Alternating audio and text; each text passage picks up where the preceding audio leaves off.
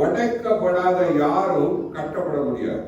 தேவனுடைய ராஜ்யத்துல if you are not broken you will never be built. You can be even pastors. எந்த குடும்பமா இருந்தாலும் சரி, நீ ஒட்டைந்து கண்ணீரோடு உன் குடும்பத்துக்கு நீ ஜெபிக்கலனா உன் குடும்பத்துல சாபம் தான் நிலைத்து நிற்கும்.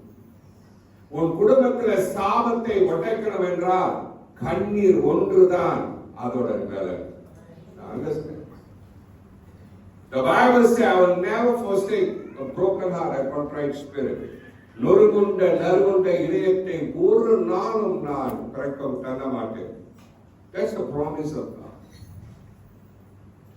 இன்னைக்கு நம்ம வாலிய பிள்ளைகள் ஆண்டவான ஒட்டைறாங்களோ அது வரைக்கும் நான் சோகணும். ஒட்டை ஆண்டவர் கட்டி வாங்கணும், நொறுங்கணும், அப்பான்னு அவர் பாத்திரம்.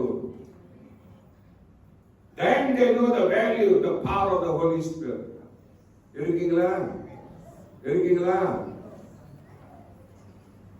என் வாலிப நாட்கள தேவன் என்னை ஒட்டைச்சதுனாலதான் இன்ன வரைக்கும் என் கண்கள்ல கண்ணு.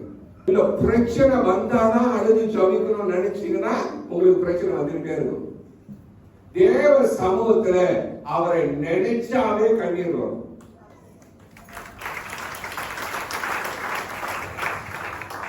அந்த அவரை நினைச்சாவே கண்ணீர் வர கண்களிலே யார் மேலேயும் எரிச்சலோ கோபமோ வெறுப்போ நம்ம வளர்க்க மாட்டோம்.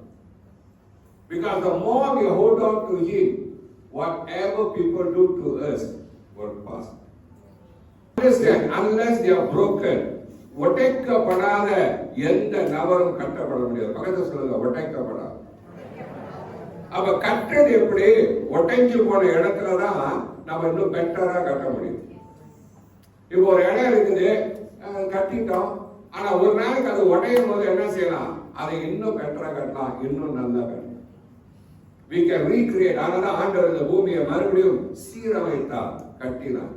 நம் வாழ்க்கையும் சீரமைத்து கட்டுவார்.